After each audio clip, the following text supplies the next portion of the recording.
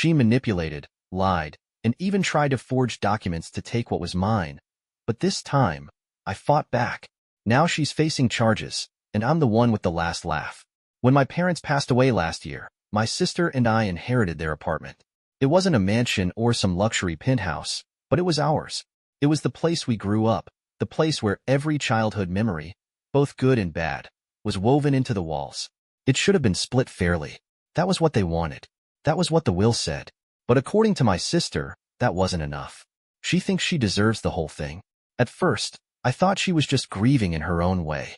She had always been the more emotional one, the one who took things harder. When she first mentioned wanting the apartment, I assumed she meant she wanted to live there while she got back on her feet. That made sense to me. Her life wasn't exactly stable. She had 2 kids, an ex who barely paid child support, and a job that never seemed to last more than 6 months. I wasn't heartless. I was willing to talk about temporary solutions. But that's not what she wanted. She didn't want to share the apartment. She didn't want to rent it out together and split the profits.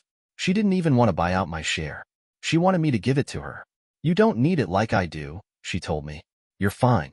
You have a good job. You don't have kids. I'm struggling. I need this. I didn't know what to say at first. Because yeah, compared to her, maybe my life did seem more put together. I had a steady job, no dependents, no financial disasters hanging over my head.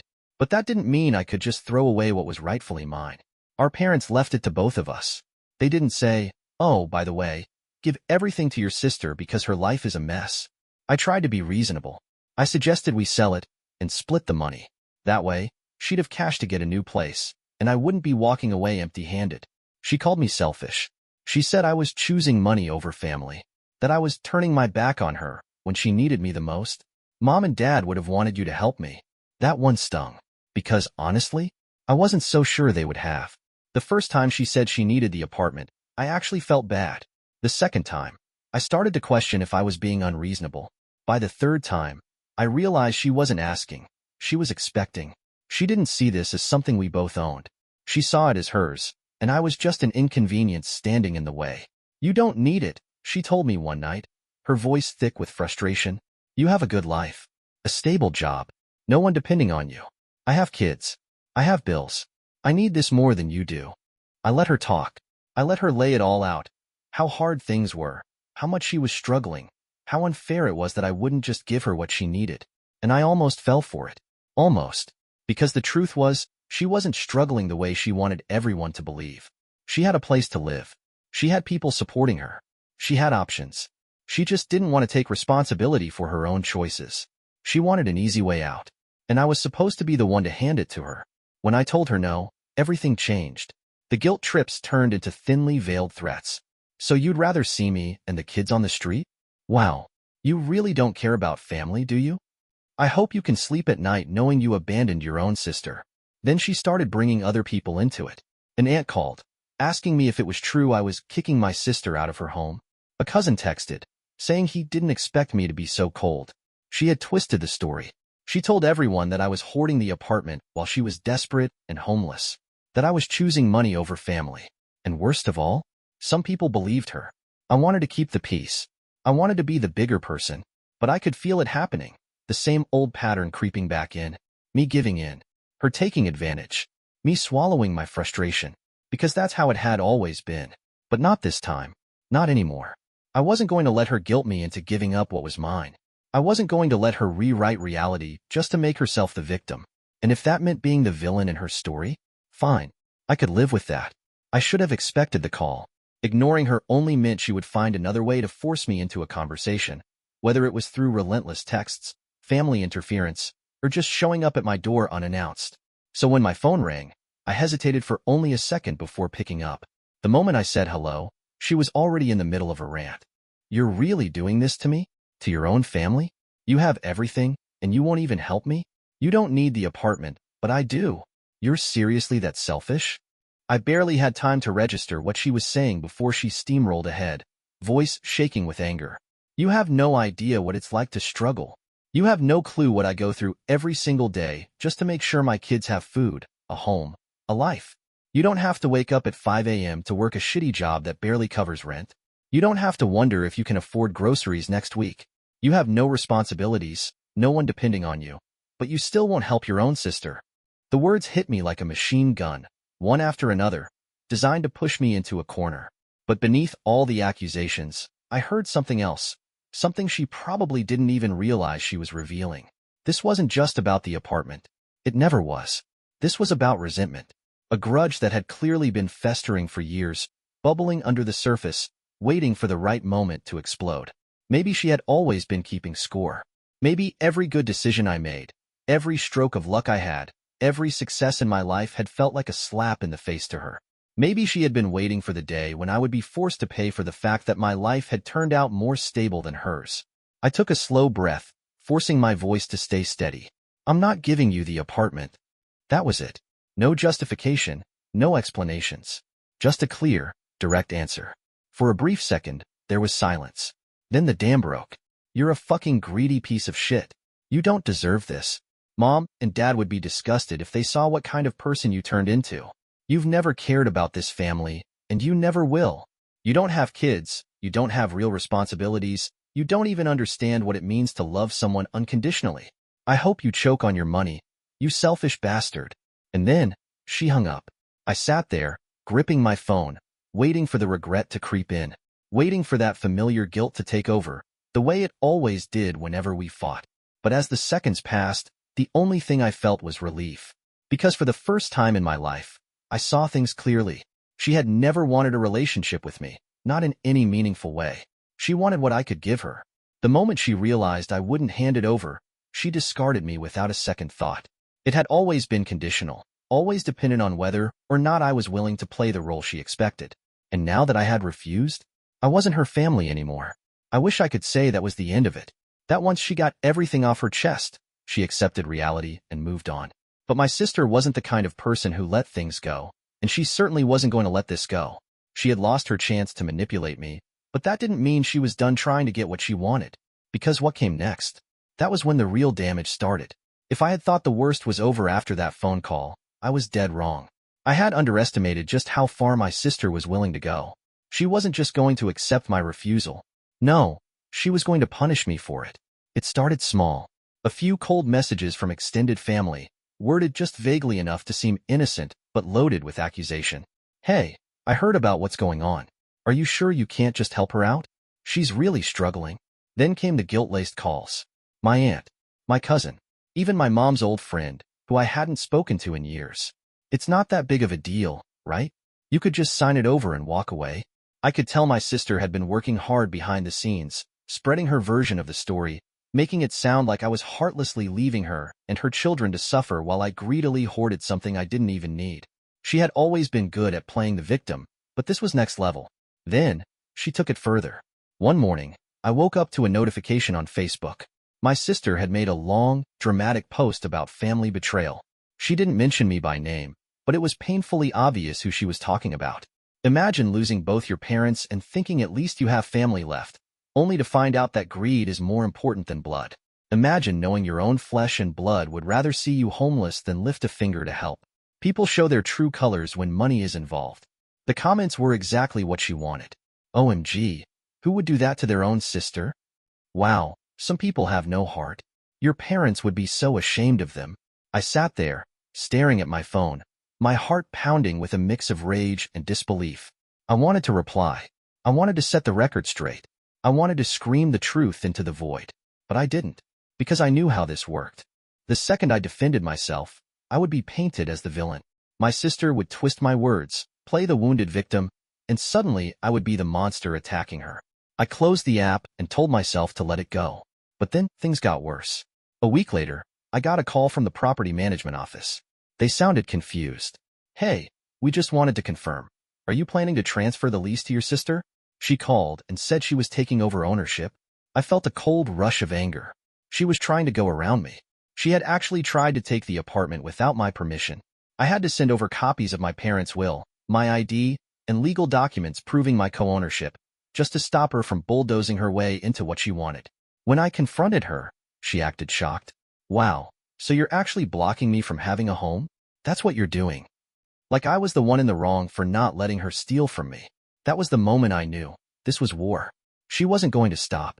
She wasn't going to back down. And if I didn't figure out a way to shut this down for good, she was going to ruin my life. I was done playing nice.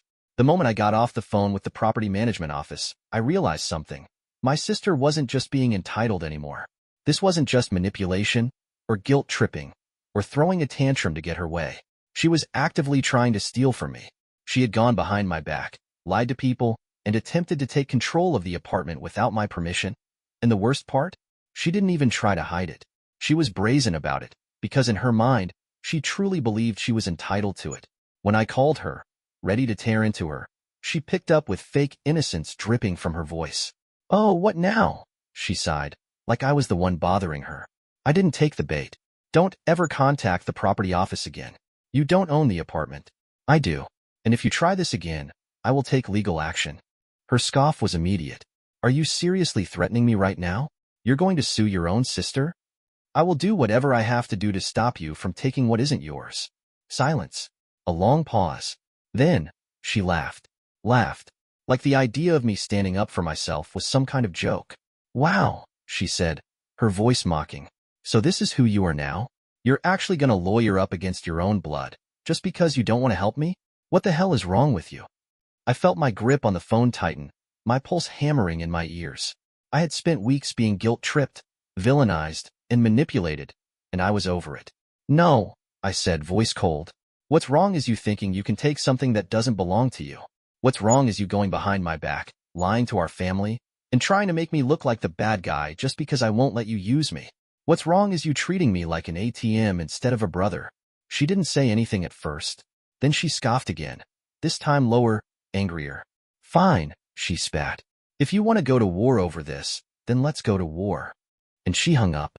I had no idea just how serious she was until the next week, when I got an email from a lawyer my sister had hired. I opened it, my stomach dropping as I scanned the words. She was suing me for full ownership of the apartment. Her claim? That she was the primary caretaker of our parents before they died, lie. That they intended for her to inherit the property, lie. And that I had no need for it while she was in dire financial hardship. I actually laughed out loud when I read it. She really thought she could win this.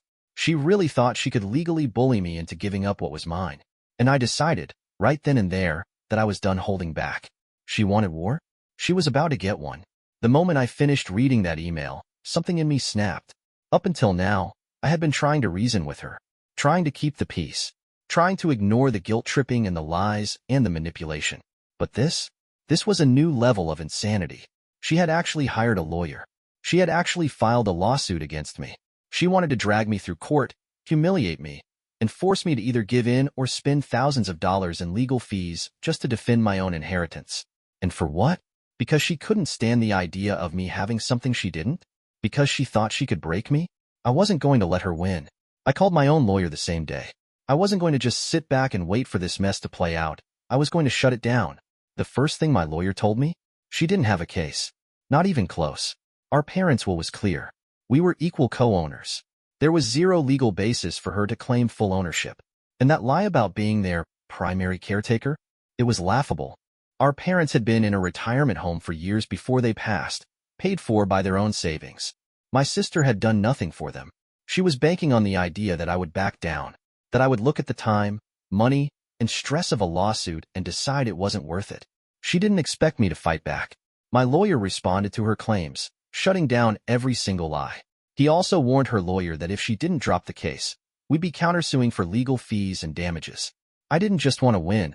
I wanted her to know that this wasn't a game. A week later, I got a text from her. "Wow, so you're really doing this? You're really gonna make me waste money on lawyers when you could just do the right thing and give me the apartment?" I stared at my phone, shaking my head. Even now, she thought she could manipulate me. I didn't respond, because at this point, I had nothing left to say to her. She dragged it out for 2 more months. 2 months of legal back and forth. 2 months of her trying to twist reality into something that suited her. 2 months of her lawyer throwing out nonsense arguments, trying to make it seem like I was depriving her of something she was entitled to. And then, just like that, it was over. Her lawyer must have finally told her the truth. She had no case. She dropped the lawsuit. Just like that, it was done. No apology. No acknowledgement of how much time, money, and stress she had put me through. Nothing. She just vanished. No texts. No calls. No Facebook posts. She had lost, and instead of facing that, she just pretended I didn't exist. And honestly, that was fine with me. The apartment is still mine. I thought about selling it, just to be done with everything, but something in me wouldn't let me.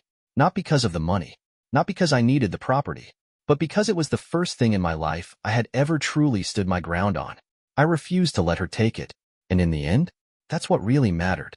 You'd think after the lawsuit ended, my sister would have learned her lesson, that after wasting thousands on legal fees, after being humiliated in court, after having every one of her lies exposed, she'd realize I wasn't someone she could push around anymore. But people like my sister, they don't learn. They don't reflect. They don't take accountability. They just find new ways to make you pay. And that's exactly what she did. At first, there was silence. No texts. No angry phone calls. No flying monkeys coming at me on Facebook. I thought maybe, just maybe, she had finally let it go. Maybe she had finally accepted that she lost. Then, the vandalism started. It was little things at first. A broken mailbox. Scratches on the apartment door. A neighbor mentioning that they saw some woman loitering around the building at night. I brushed it off. Coincidence. Random crime. Just bad luck. Until one morning, I showed up to check on the apartment and found spray paint all over the front door. Greedy bastard. Big, red, angry letters. I just stood there for a minute, staring at it. I knew exactly who had done it. I didn't need proof. This had my sister's pettiness written all over it. I called the cops, filed a report, and had the door repainted. I didn't reach out to her. I knew how this worked. She wanted me to react, to confront her, to get into another screaming match where she could spin it into me being the aggressor. I refused to play her game. I thought ignoring it would make her stop. Instead, she escalated. A week later, my car was keyed. Deep, jagged scratches running along the driver's side, like someone had taken their time carving into the paint. A neighbor saw a woman matching my sister's description near my parking spot the night before. But without security footage, there was nothing the cops could do. Again, I didn't call her. I refused to give her the satisfaction of knowing she had gotten under my skin. But inside, I was furious. I was done with the mind games, done with the pettiness, done with always being the one trying to take the high road. If she wanted a war, she was about to find out that I wasn't playing nice anymore. I was done. I had let my sister walk all over me for years. I had let her guilt trip me, manipulate me, and try to turn our own family against me. I had let her sue me, lie about me, and smear my name online. And even after all that, even after she lost, she still couldn't accept it. Instead of moving on, she had resorted to petty crimes and vandalism. The apartment door? Spray painted. My car? Keyed. And what pissed me off the most? The fact that she thought she could get away with it. I wasn't just going to sit back and take it. Not anymore. The first thing I did was install security cameras. 2 outside the apartment building, 1 facing the parking lot, and another hidden near my car. If she was dumb enough to try something again, I was going to catch her. And, surprise, surprise, she was that dumb. A few nights later, the motion detector on my security system alerted me to movement. I pulled up the camera feed on my phone, and there she was, clear as day. My sister. She was standing outside the apartment, looking around nervously, before pulling a knife out of her bag and slashing the new paint job on the front door. I immediately called the police. This wasn't just some passive-aggressive feud anymore. This was criminal. And this time, I had proof. They picked her up the next day. She denied everything, of course. Claimed she hadn't been near the apartment, that it wasn't her. Until the cops showed her the footage. The moment she saw herself on camera, her whole attitude changed. She went from angry denial to fake tears in seconds. I was so hurt. I wasn't thinking. You don't understand what it's like to feel abandoned by your own family. The officer just stared at her. Ma'am, you vandalized private property. That's a crime. Her crocodile tears weren't going to save her this time. She was arrested for property damage and trespassing. I didn't bail her out. I didn't answer her calls. I didn't respond to the dozens of messages I got from relatives begging me to just drop the charges. I was done. For the first time in my life, I wasn't bending to her demands. And let me tell you, it felt amazing. I knew this would be the final nail in the coffin. There was no coming back from this. I had just made it clear that I was willing to take things all the way, that she couldn't bully, manipulate, or guilt trip me anymore.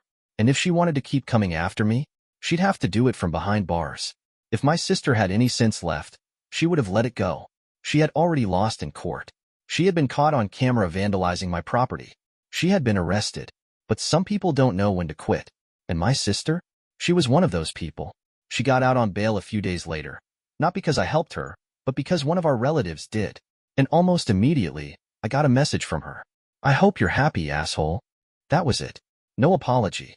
No remorse. No attempt to even pretend like she had done something wrong. Just pure bitterness. I didn't respond. She wasn't worth my time anymore. But I knew her well enough to know she wasn't going to just walk away quietly.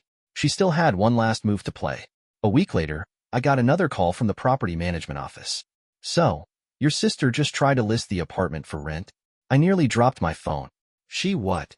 Apparently, she had contacted the office and forged documents claiming she was the sole owner. She was actually trying to rent out the apartment to a random tenant, probably in some last-ditch effort to claim control and make money off of it. But the office wasn't stupid.